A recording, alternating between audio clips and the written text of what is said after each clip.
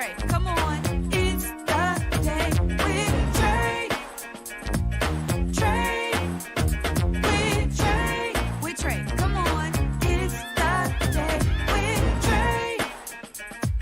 Trae, with Trae. With Trae. Come on, it's the day with Trae. Pump it up, pump it up. Trae, Come on, come on. with Trae. Pump it up, pump it up.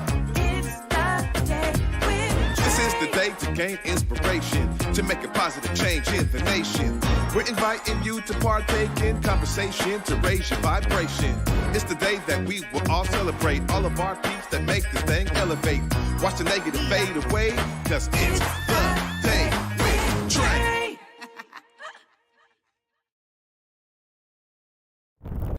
Grand Rising, everyone. Welcome to the Day with Trae. I'm your host, Trae Holiday. I want to welcome you to the start of a great week and a magnificent Monday. Really excited. We got AP Diaz in the building, Superintendent of Seattle Parks and Rec. We're going to be talking all about their program, Seattle Swim. Excited to dive into it. Literally, you get that? All right.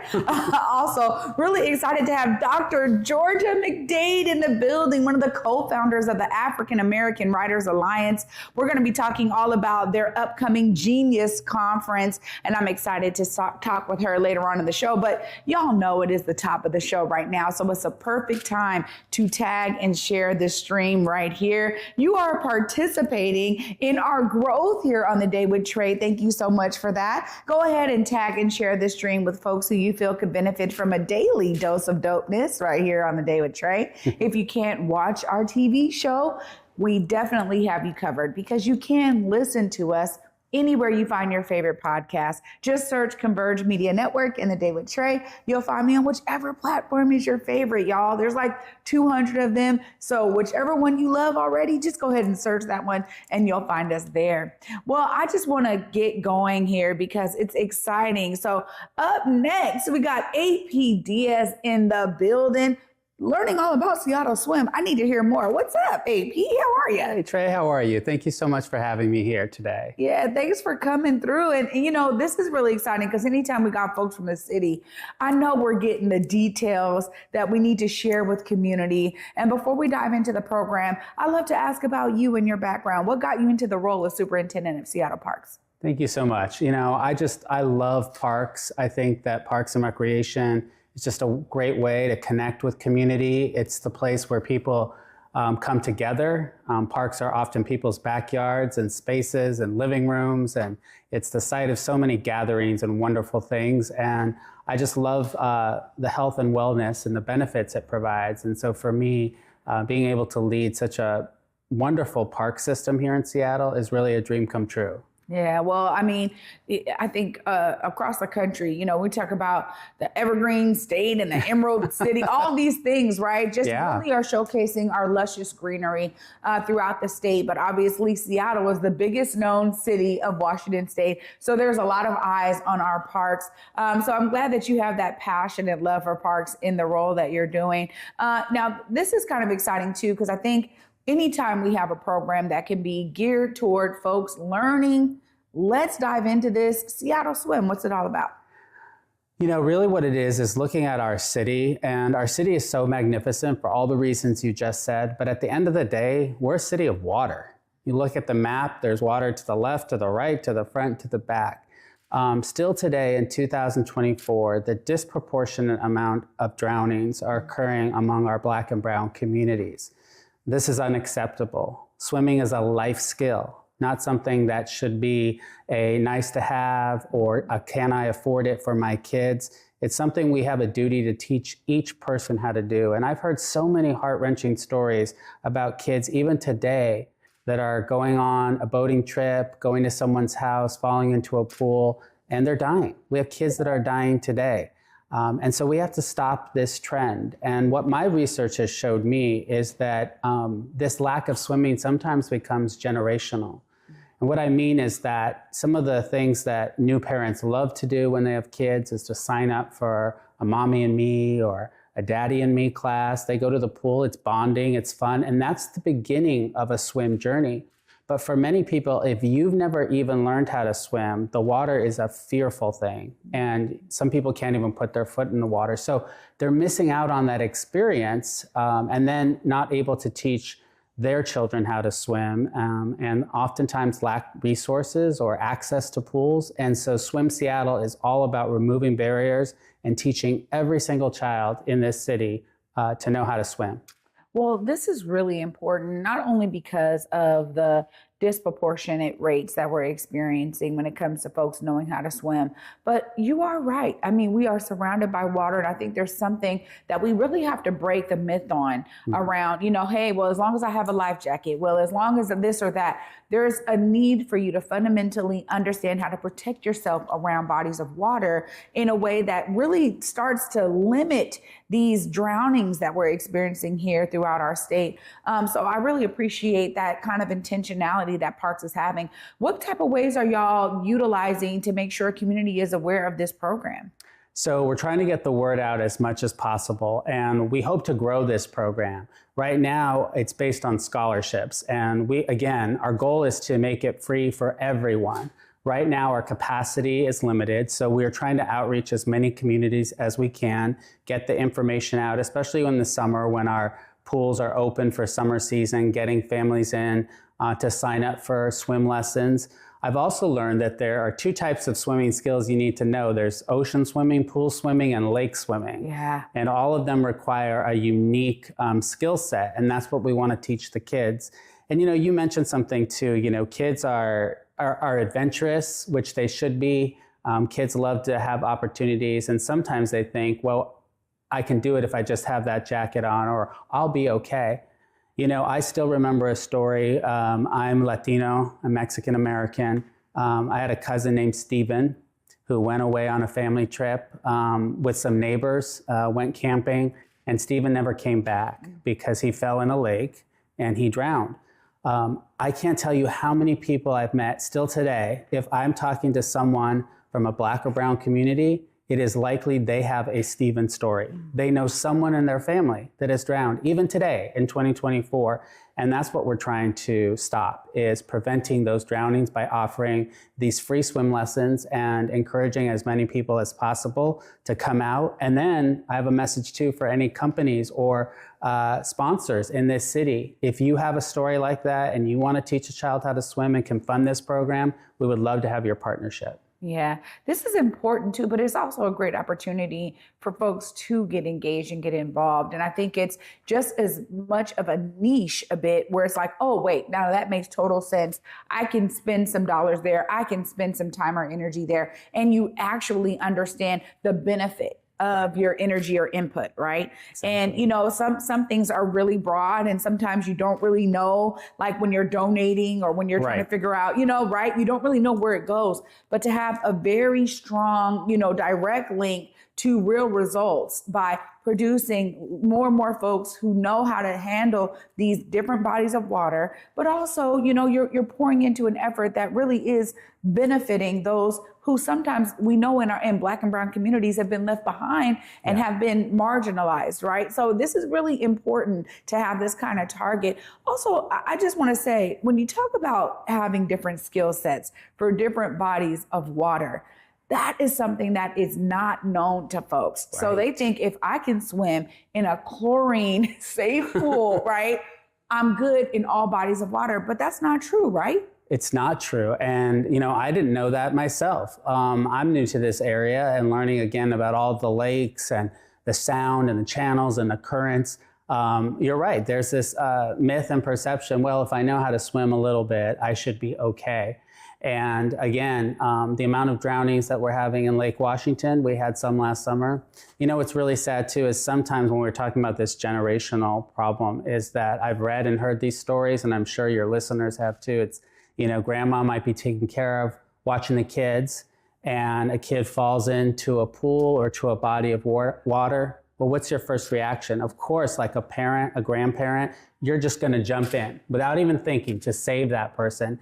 And then tragically, sometimes you lose both lives. Mm-hmm. So you're right, it's that skill set. And we also want to get, older folks learning how to swim. It's never too late. And there are therapeutic benefits too. We all know when we get older, things like hiking and running or bicycling, those can be hard on our joints. There's so many wonderful classes for seniors and to stay active and healthy. And so, but again, if you're too afraid to even get in the pool, you're not going to avail yourself of those programs. And we want everybody to be healthy. Yeah, I mean, this is so true. There's also like these stories about lake waters and how all of the greenery there, you got vines down there oftentimes. And I think that, like one of the things that I learned was, unfortunately, one of the big things that causes drowning is panic. Yes. Right? Yes. And so I think that it's important to also kind of talk about that, because if you're in a body of water and something happens, you start panicking, you're already not preparing yourself to be able to take the next steps in terms of your thought. Tell us about how this program is addressing that concern. Yes, I'm so glad that you brought that up, because it is true. And so our classes are focused on, in fact, on the 18th of May at Rainier Beach Pool, we're going to have a big water safety day, talking about all kinds of things and having experts educate on this very thing that you talked about. But you're right, in the lake, it seems beautiful and tranquil on the top, but there are a lot of things below that can pull people in, that can get murky. And teaching people to calm in situations of fright is really important, because if you can calm your body a little bit to learn how to stay afloat, to give a signal for help, thankfully, maybe there will be somebody around that will come and help you. But those seconds are critical when you find yourself in danger, to sometimes just take a breath, learn how to use your jacket if you have one on, or float, or just tread water for a little bit. But oftentimes the fear and panic of something so dramatic can really just literally take you under. It accelerates everything else, right, in the body. Your blood's pumping. So this is exciting. It sounds like this is really going to be launching. You have some things you're doing, obviously, in the spring, but summertime is a big deal for this program. What kind of goals do y'all have for this program? What are y'all looking to do? So first of all, we're looking to first just raise awareness, to tell more people about this, and to get people to be honest. That's another thing. A lot of adults have some shame if they say they don't know how to swim. I've been in some very safe spaces and with some very high level people in this city that when we're talking, I'll get them to finally, or they will on their own raise their hand and say, you know what? I don't know how to swim. You would never think that, because this person is successful in so many ways, has been educated, has gotten the job, done all the right things in life, and we just assume that somewhere you're going to learn how to swim. And so, first of all, it's just getting that awareness that it's okay to talk about it, demystifying the shame. Hey, and let's find solutions. There's a lot of areas. So we have the pools, we have instructors, and that's what we want to do, start inviting people, reminding them about safety, how it really is important to keep an eye on your kids at all times around water, because it can happen so fast. And then really just be able to show success stories by getting people who know how to swim. And then hopefully someone will come back and say, I'd love to help someone learn how to swim too. Yeah, absolutely. Passing it down. Well, of course, AP Diaz, this is a great conversation. I'm so glad you were here today. I want you to be able to give folks the information they need if they do feel that they have that financial need to take these courses, or they want to help share the information. Look right there. Let folks know how they tap in. If you want to learn more about Swim Seattle, please come to our Seattle Parks website, which is www.seattleparks.gov. And you can also search for Swim Seattle, and you'll be directed to areas about the scholarships and the upcoming programs. Absolutely. AP Diaz, Superintendent of Parks and Rec. Thank you, Trae. Thank you so much for being with me today. Thank you. Absolutely. Wow, y'all. What a great start to our Monday and our week, getting some information we can all use. And I'm really excited because after this short break, we got Dr. Georgia McDade in the building. We're going to be talking all things African American Writers Alliance and their upcoming Genius Conference. Y'all don't want to miss this. Stay tuned. You're watching The Day with Trae.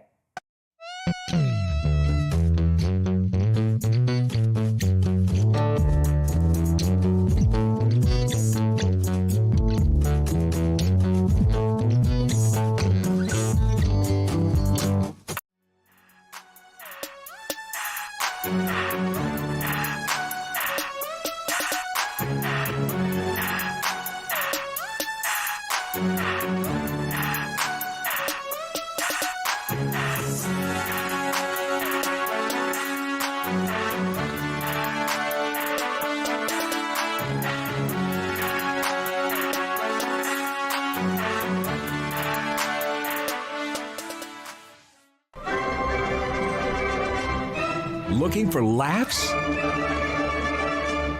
Looking for love? Fast Talking Figaro has got you covered.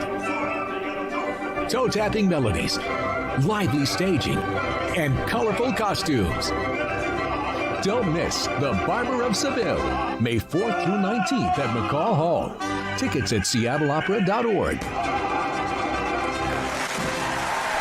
What's up, everybody? Trae Holiday here with a special announcement. Something sexy for the city is coming to our town, Tacoma Dome, May 3rd. You want to get your tickets today because you want to see Ashanti, Monica, Maya, Kiki Wyatt, and Anne Marie. Y'all, I have the pleasure of emceeing this phenomenal concert. Join me and get your tickets today for an epic performance from these R&B divas. Welcome back, everyone, to the Day with Trae. I'm your host, Trae Holiday. Joining me right now is Dr. Georgia McDade. Hi. Hello, how are you? I'm doing well. How are you? Just fine, thank you. Thank you very much. Yeah, well, so glad you're here with me today. I've heard great things about you, and I get to start with you being a co-founder of the African American Writers Alliance. Tell us what got you into books, into writing. Give us a little bit of your history. Okay, first, I don't call myself a co-founder. I call myself a charter member. Nice. I've written probably all my life. I do not recall when I could not write. I had an elder sister and an elder brother who taught me all these things before I started school. But Randy Eddins, who's the founder of the African American Writers Alliance, which we usually call AWA, put an ad in the Seattle Times asking writers of African descent to meet at Langston Hughes. A friend of mine called and invited me to go. And I said, oh, okay. But I thought she was going, so I said, okay. I got there. She was not there. I called, wanted to know where it happened to you. Where were you? She said, oh, you write so much better than I do. I never planned to go. I just wanted you to go. And so that was February 1991, and we've been going ever since. Wow. And presently we have, I think it's 40-some members. I don't think it's 50 yet, but it's over 40 members. And we're working on our 7th anthology. We expect to have it out by the conference, which is June 7th and 8th. But we've just had a great time. At least 200, maybe 300 people have passed through AWA since its beginning. I say people come, get what they want, and many stay, and others get what they want and leave. But the organization just keeps going. We've done, you name it, we've probably read there. Elementary schools, kindergarten, middle school, high school, college, graduate school, churches, taverns, I don't know. Anybody who invites us, somebody can go. And sometimes it's one of us, other times it's 2 or 3 or 4 of us. We go to a number of art galleries where the owners invite us to come look at the art, and then we write about the art. And we have been going to Elliott Bay every year since 1992. We've gone to Elliott Bay longer than any other group. And that's a record. It's only once a year, but we still have that record. We go to Onyx. I think we've been going there since about 2009. We read at Columbia City Branch Library during the pandemic. We switched, like so many organizations, to Zoom. But the past 2 months, we've done a hybrid. And I've been very pleased at the number of people who are excited about coming back to Columbia Branch. So now you can tune in on Zoom, or you can join us at Columbia Branch. And we read at Third Place Books on Seward Park Avenue.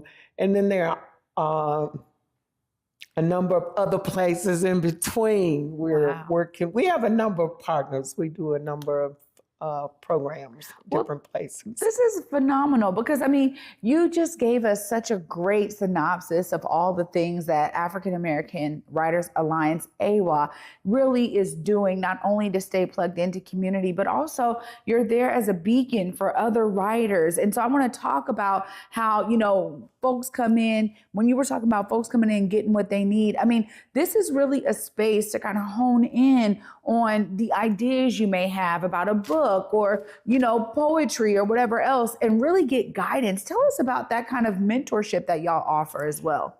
That is so special to me, so special. I taught English for over 30 years, and I just don't think there's anything like writing. If you ask me the most important invention ever, I will always say the printing press. Mm-hmm. And I say that because it allowed people everywhere to have access. Before the printing press, only, for the most part, the religious people had access to reading. And so they could tell us what they wanted. That's why we had the stained glass windows. But once the printing press put this out, we could read for ourselves. Mm-hmm. And certainly, that African Americans were forbidden to learn to read and write. It's no fluke. I mean, there was a reason for all of this. So if there's a key, I think it's writing. And too often our stories have not been documented. So I have just always thought it was important to write our stories. But for the most part, I just stayed in my little group. But I was an English major at Southern University in Baton Rouge, Louisiana. And my senior year, we had an assignment to go home and interview the oldest person we knew. And that person was to tell us stories. And I think that was the kernel. That was the spark. And I just thought it was so fascinating. It was my grandmother. My grandmother was not a slave, but her mother was, father. And she had these stories she did not talk about very much. And I remember we talked about roots. And the worst part for roots for her was when Kunta Kinte's foot was cut off. And she could talk about it until she got there. And then something happened. There was this wall. She would not go beyond that. And it just hurt me that she couldn't talk about it. But I understood she could not talk about it. And I just thought, there are all of these stories out there, and we've lost these stories. So I have become a roving reporter trying to get people to tell their stories. And I always say it doesn't matter how poor you write, somebody can help you write, but you have to put the story down. And one of Randy's favorite phrases was, without censure. You write it, you tell it your way. And if it needs to be fixed in any kind of way, somebody can do that. But you tell the story, and you tell the story your way. So I try my best to get little kids to tell stories and older people to tell stories. And then, of course, get these stories published. And that's why the anthologies are so important to me, because it's a record. I wanted an anthology every year. So far, we have not succeeded in getting one every year, but we've done 7. Yeah. And I think that's a good record. Yeah. We're going to do better, but we've done 7. And of the 40 plus members, I counted recently, we have published over 80 books. Wow. Just think about that. And I can recall a person in Seattle saying that there were 5 Black writers in Seattle. And that was a number of years ago, but it still hurts. It wasn't true then. Yeah. It's probably never true. Yeah. But that's the number this person knew. And this person had a platform and could make a statement like that. I never, ever want anybody else to make any such statement. And at the pace AY is going now, nobody ever will. I know that's right. Always do this. Always write and get others to write. And this is everywhere. This is why we go to all of these schools. I encourage people to do journals. And this is at the church. I mean, we do Vacation Bible School. We do a summer program. And I'm always talking about write a journal, keep a record. You don't have to do it every day, although that's good. I went on a 6-month trip around the world. I kept a journal. The journal's in the computer. I'm hoping to get the time soon to get this published because there are just so many places. So many people have never been, will never go. But other people will read it and say, you know, I want to check this out. Yeah. This is worth doing. And it's nothing like reading. Yeah. There are all of these places you can go when you read, and you just may not be able to go physically for all kinds of reasons. But when you read, you can go.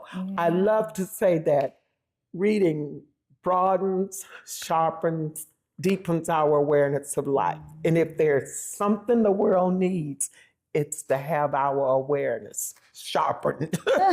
That's in every beautiful. way, every way. That's beautiful. We have so many problems in the world because people are unaware. Yeah. And it hurts, and it hurts all of us. Some of us more than others, but it hurts all of us. Well, you know, when you talk about it in this way, it really shows the deep concentration and commitment that AWA is making and has been making, right, all of this time. So now tell us more about the Genius Conference. I would love to hear about some of these details. I don't remember when we started talking about a conference, but we have been talking about it a long time.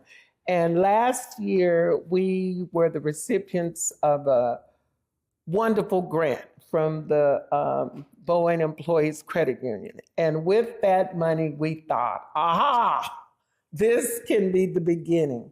So the conference is set June 7th and 8th, and it will be held at Langston. And thanks to Langston, we have a place, we have a site, and you know how important Langston and the history, of course, of Langston Hughes is to us, to America, but especially to African Americans. And so for 2 days from 11 until 6, and it's free. Everybody should know that. We want everybody to come. You get the opportunity to meet writers. You know, we read books and we don't always get to meet writers, but you'll get to meet writers. Of course, we'll have our anthologies. Writers will have their books there. We'll have people who are not in the group there. We're looking for vendors. We're looking for sponsorships. We have spotlights. The Seattle Public Library is one of our donors, and they are sponsoring Imani and Jordan Keat, Futurism. The Seattle City Reads book is Octavia Butler's The Peril of the Sower. So there'll be workshops about that. Butler lived here in Seattle. I've forgotten how long, but she lived here a long time. As a matter of fact, AWA got to introduce, or we were first on a program. Butler was the featured writer at Red and Black Bookstore. So some of us, well, I may be the only one in the group now, got to meet Butler at Red and Black Bookstore. Wow. Never dreamed that one day we'd be using her book in our conference. So we still have space for workshops, and we certainly have space for donors and sponsorships. But we're just very excited about it. We have catered food, and as I said, it's all free. We just want people to come, participate, have fun. We want people to tell everybody everywhere. We want everybody to come, see, and share. This sounds phenomenal. It is. Well, This is really a great culmination of all the work y'all have been doing for all this time as well. Of course, I can't let you go without you making sure the folks out there know how, if they do have sponsorship, if they want to volunteer, if they want to attend, look right here and let them know how they stay plugged into AWA. Just go to our website. It's AAWA-Seattle.org. aawa-seattle.org. If you go there, you get to learn about us, you get to learn about the organization's mission. You may donate, but you can find out about the conference. And that's what we are zooming in on right now. We want everybody to know about this conference. It's our first one. And you notice I'm saying first, inaugural, because we want the second and the third and the fourth forever. I always have a conference. Yes, thank you. Dr. Georgia McDade, thank you so much for being here with me. Oh, Anytime thank AWA you. has anything going on, the Day with Trae is here at your beck and call. You just let us know. I have a fairly decent memory, so I will let you know. Absolutely. Every second Sunday, we read at Columbia City Library, not the second Sunday in May because it's Mother's Day. Yeah. And remember, we read at the library, but it's also Zoom. Every second Thursday, we read at Third Place Books in Seward Park. And then there are all of these other places. Just yesterday, I read in Bothell. Different people are reading all over. And the Western Washington Poetry Network.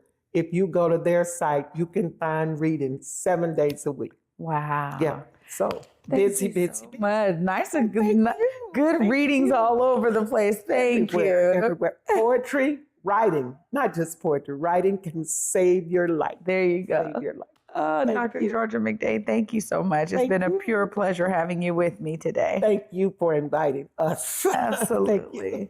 Y'all, what a great Monday. I'm going to wrap up all of this greatness right after this short break. Stay tuned. You're watching The Day with Trae.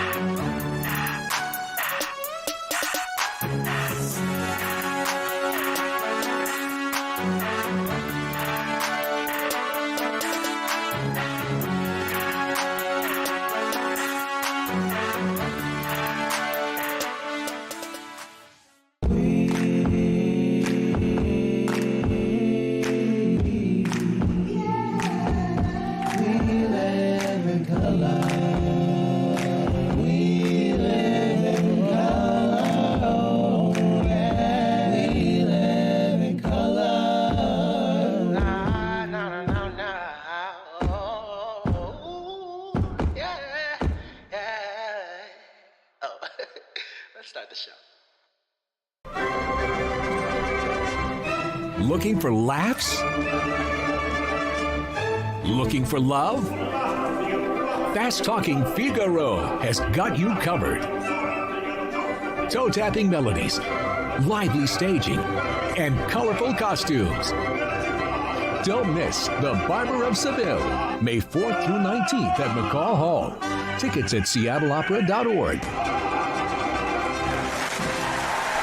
Welcome back, everyone, to The Day with Trae. I'm your host, Trae Holiday. Got to give a huge shout out to my guest, starting our week off right, AP Diaz, Superintendent at Seattle Parks and Rec, giving us all of the details on Swim Seattle. Of course, if you are someone who needs to get those lessons or you know of others, man, share this. This is a great program that Seattle is doing to make sure that we are educating all of y'all out there so you know how to protect yourselves around large bodies of water. And of course, a huge shout out to Dr. Georgia McDade. This is amazing to learn so much about the history of African American Writers Alliance, or AWA, and of course their upcoming Genius Conference. She said the first, but it won't be the last. Make sure y'all go to awa-seattle.org. Get all the information to find out how you can either sponsor, participate, vendor. It sounds like they're looking for all of y'all. So please tap in. Let's make sure this first conference is a great way to get it off right.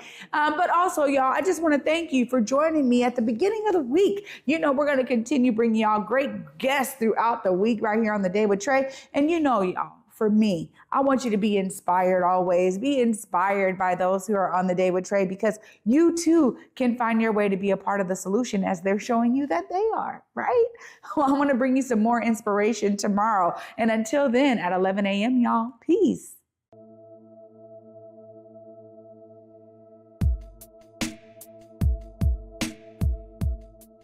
Converge Media produces culturally relevant content for Black and urban audiences. Our coverage is raw, transparent, and objective, praised by community leaders, government officials, and residents. Support Converge Media today via Venmo, Cash App, or PayPal at Converge Media.